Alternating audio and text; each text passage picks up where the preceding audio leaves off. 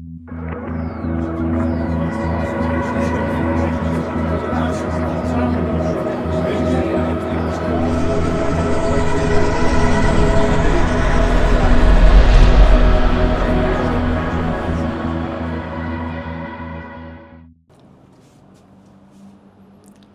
selamat datang di Travelogy. Kita ngomongin passion and legacy ya. Sekarang kita ada di part 2. Nah, jadi setelah obrolan yang part 1 gimana? Kalian udah mulai coba mikirin nggak apa sih passion dan legacy kalian? Mungkin video ini saya lebih menunjuk ke anak muda ya untuk bisa proses video ini ya. Kalau misalkan kalian udah tahu soal ini, mungkin bisa di-skip, nggak apa-apa. Oke, jadi saya mau nunjukin satu hal. Ini nih. Ini buku udah lama banget saya pegang. Buku biasa, buku catatan. Tapi saya punya versi yang besarnya, sama versi yang kecilnya. Jadi ini versi yang kecilnya. Ini adalah buku quest. Jadi apa yang mau saya lakuin dalam waktu dekat tertuang dalam buku ini. Mungkin isinya agak rahasia ya sebenarnya. Karena mungkin ada sesuatu yang terwujud dan ada sesuatu yang nggak terwujud. Belum terwujud, sorry. Kayak ini, seperti ini. Jadi dalam waktu dekat, misalkan dalam waktu sebulan atau dalam waktu 1 tahun, itu saya tulis keinginan saya. Kayak ini the past ya, history di masa lampau, kayak saya mau beli drone, itu saya tulis dalam waktu tenggang segini ke segini. Misalkan dalam bulan April ke bulan November, saya mau drone. Catat. Saya mau beli gitar elektrik. Catat. Saya mau apa lagi? Saya mau punya mikrofon baru. Catat dalam tenggang waktu tertentu. Dan gak hanya produk aja yang mau kalian inginkan, begitu juga kalian mau kemana, traveling kemana. Saya mau ke Jepang dalam tenggang waktu tertentu, catat. Kenapa harus dicatat? Karena begitu kalian catat, alam bawah sadar kalian itu nyatet juga. Harus dicatat di fisik, di buku secara fisik. Kenapa? Ini kayak jadi satu energi gitu yang saling berkaitan di alam bawah sadar kalian dan hal yang eksis. Jadi kayak saling mengikat gitu loh. Nah, nanti ini sama-sama bekerja sama. Jadi ini catatan ini mengingatkan kalian dan alam bawah sadar kalian itu bakal nentuin pergerakan kalian. Jadi apa yang kalian mau. Dan it works. Itu bekerja sama saya. Dan saya rasa orang-orang lain yang punya metode seperti ini juga hal ini bekerja juga untuk mereka. Jadi untuk mewujudin passion kalian itu, catat dan wujudkan. Catat itu penting banget. Catat, tulis. Nah, catat itu dalam artian kata-kata ya, kalian mau apa gitu loh. Nanti setelah kalian dapet itu bakal muncul sebuah pesan. Jadi saya juga mungkin bisa relate ke teorinya anak-anak desain ya. Saya belajar desain ya. Kayak kita mau misalkan bikin logo. Bikin logo itu kita catat dulu keywordnya apa. sebelum pesannya muncul. Jadi sebuah logo traveling misalkan, catat warnanya apa secara psikologis, terus catat secara budaya, ini mau traveling kemana aja, misalkan ke Indonesia, traveling keliling Indonesia, kita catat hal-hal yang ada di Indonesia, misalkan hal-hal yang ikonik, misalkan Jam Gadang, ada Monas, terus ada Pura Bali, terus ada Tanah Toraja, nah kita catat. Nah, hal-hal itu, puzzle-puzzle itu nanti melengkapi sebuah satu kalimat. Nah, itu hasilnya. Jadi begitu kalian udah berhasil, ada pesan dari tiap apa yang kalian lakukan. Ini metode yang bisa kalian lakukan ya. Ini ampuh buat saya. Terus balik lagi ke passion. Nah, seperti yang kita tahu kan dari obrolan sebelumnya, kita udah ngobrolin soal passion dan legacy ya. Kalian udah tahu kalian mau ngapain. Nah, itu kalian lakukan dikit-dikit. Kalian mau kerja di luar negeri, mau bertualang kerja di luar negeri, kalian lakukan dikit-dikit. Untuk bisa nyampe luar negeri itu kalian artinya harus meninggalkan rumah kan. Jadi mulailah meninggalkan rumah, mulailah bertualang agak jauh dari rumah, mulailah melangkah agak jauh. Sorry agak berisik nih. Ada banyak pesawat bener-bener. Jadi mulai melangkah sedikit demi sedikit, langkah demi langkah menjauh dari rumah.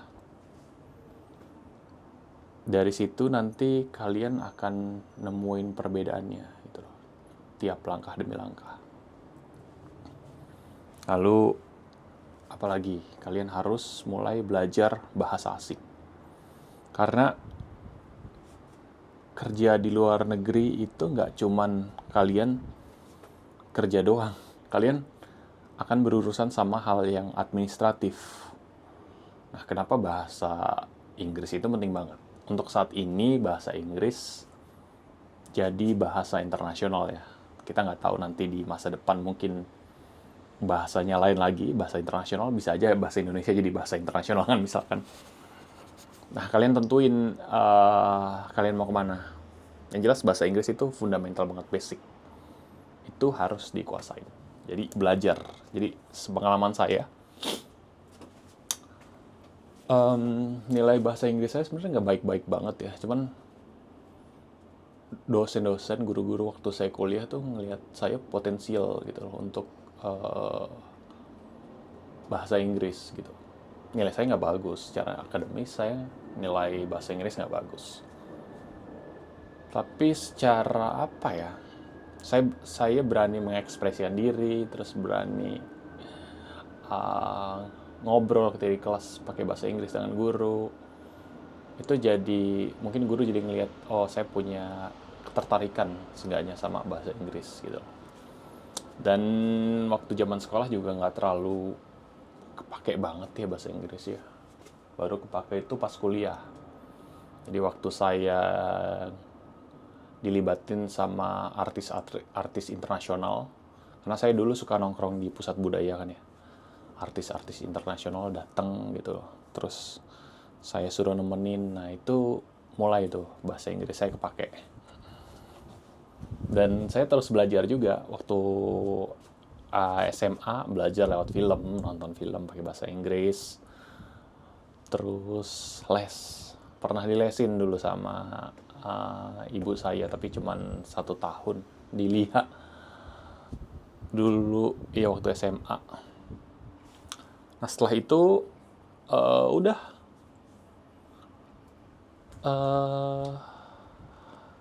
saya pernah belajar juga sih, di kampung Inggris setelah kuliah.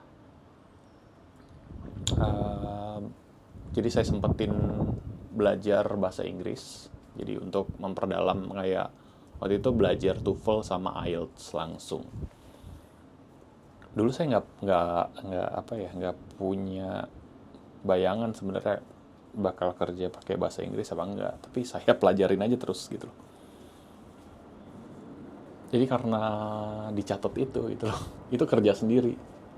Apa segala upaya yang saya lakukan itu merujuk sama hal fisik yang udah saya catat. Nah, terus ya udah belajar bahasa Inggris, terus ya kerja di industri dalam negeri, dan kepakainya banget itu setelah kuliah kan kerja ya. Nah itu saya mulai traveling. Nah ini relate lagi nih, kan saya suka nge-explore dulu ya. Terus saya belajar bahasa. Ini nanti kepake lagi pas traveling kan. Jadi walaupun hanya traveling, saya bisa maksimal gitu loh.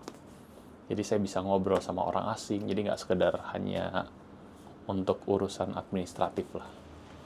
Saya bisa bertukar informasi sama orang-orang asing di sekitar saya. Dan juga pada saat itu budayanya nginep di hostel. Karena mau hemat kan. Mau hemat biaya untuk nginep. Jadi saya nggak nginep di hotel waktu itu. Kebanyakan nginep di hostel. Jadi gabung sama orang lain terus ngobrol gitu. Ya banyak bertukar informasi, bertukar pikiran. Nah itu teman-teman yang saya perjuangkan untuk mimpi saya. Tapi itu jalan sendiri. Gitu. Karena ya itu akan ada keterikatan energi tadi. Itu saling mengikat. Catat dan alam bawah sadar juga ngikut gitu. Nah sampai sini saya juga mau cerita lagi nih.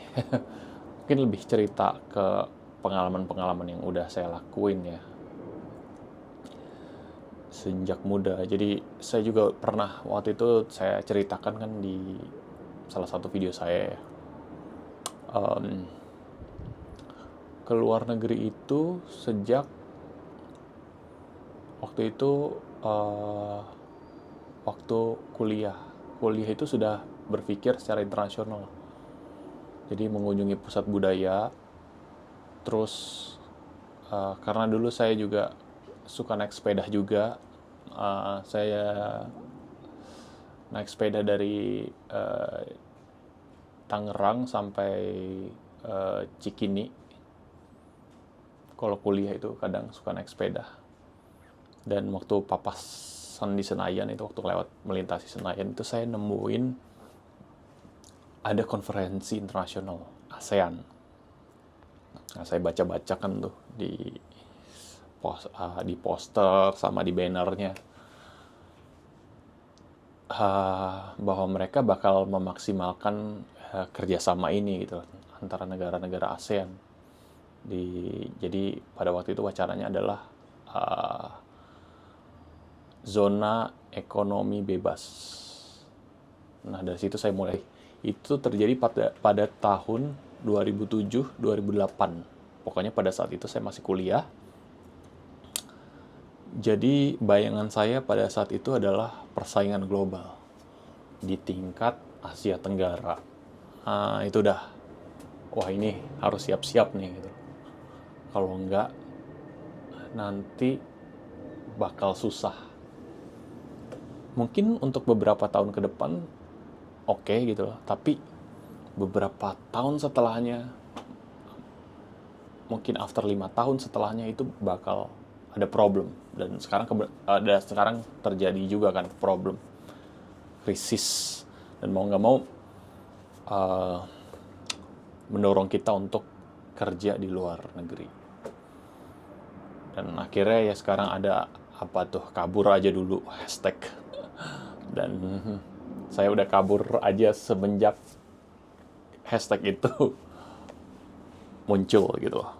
Perasaan dramatik orang-orang di Indonesia karena nggak dapat kerja. Dan alasan saya pergi pada saat itu juga karena passion dan legacy itu.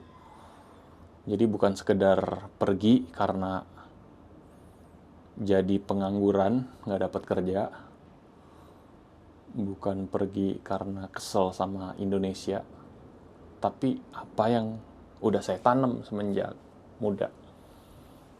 Nah, jadi dari obrolan kita ini, teman-teman yang usianya mungkin masih di bawah 20 tahun ya, coba deh tanemin itu.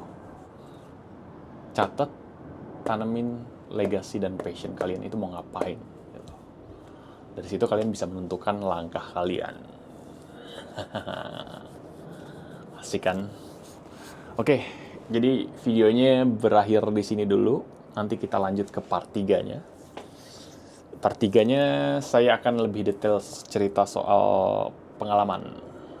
Jadi ini bisa jadi sesuatu yang semiotika ya, simbolik.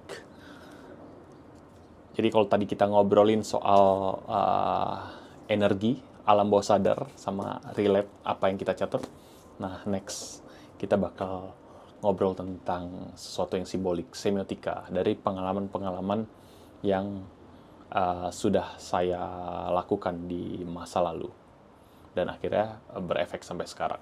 Oke, maaf ya kalau misalkan penjelasannya agak lompat-lompat, karena saya benar-benar ngobrol natural. Jadi keluar dari kepala saya. Nggak textbook, nggak ada prompter di depan sini, nggak ada.